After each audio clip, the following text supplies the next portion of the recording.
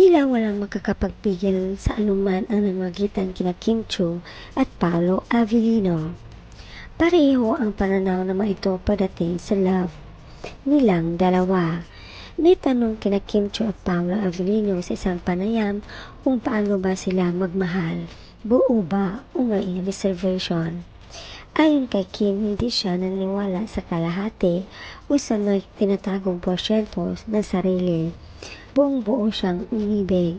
Bagamat hindi ito para sa lahat, pinanindigan niya ang paniniwala na mas mabuti itodo kaysa magsisi sa huli. Para wala akong pagsisihan sa sarili ko, ani ni Kim, na sana ginawa ko to, sana naging ganito ako. Bulalas niya, hindi rin niya ikinaila ang panganib ng ganitong klaseng ng pagmamahal. Masama kasi ang sobra, tiyak na mahirap makarecover kapag nag-all out ka emotionally at physically. Pero sa kabila nito, handa pa rin siyang ibuhos ang malaking bahagi ng sarili niya sa taong mahal. Basta sigurado siyang walang what if sa dulo. Para naman kay Paolo, maikli ang buhay para magpigil, lalo na sa pag-ibig. May kulang kang hindi na-experience sa sarili mo at may kulang kang hindi naibigay sa ibang tao. Paliwanag niya. Para kay Paolo, ang pagmamahal ay hindi dapat tinitipid. Dapat itong ibinibigay ng buo. Binalikan din niya ang sakit ng mga panahong nagmahal siya ng todo pero nauwi sa pagkabigo.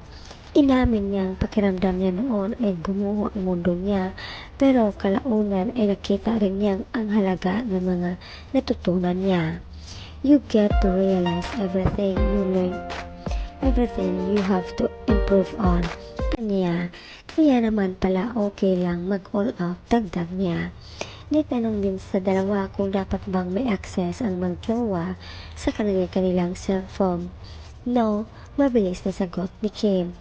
Para sa kanya, mas mabuting umasa sa tiwala kaysa maghalungkat ng sikreto.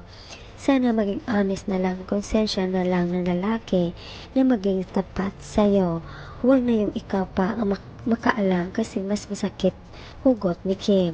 Sumang-ayon naman si Paolo na ang matibay na relasyon ay nakatayo sa respeto at tiwala. Kumbaga anuman ang ginagawa sa sariling oras, hindi ito dapat sumira sa pagmamahalan. At the end of the day, hindi dapat magka-apekto sa relasyon niyo ang mga bagay na ginagawa niyo sa sarili niyong oras. Ani ni Pao. Sa inyong netizens, di halatang pagbabayaan ng Panginoon, may mabuti silang puso.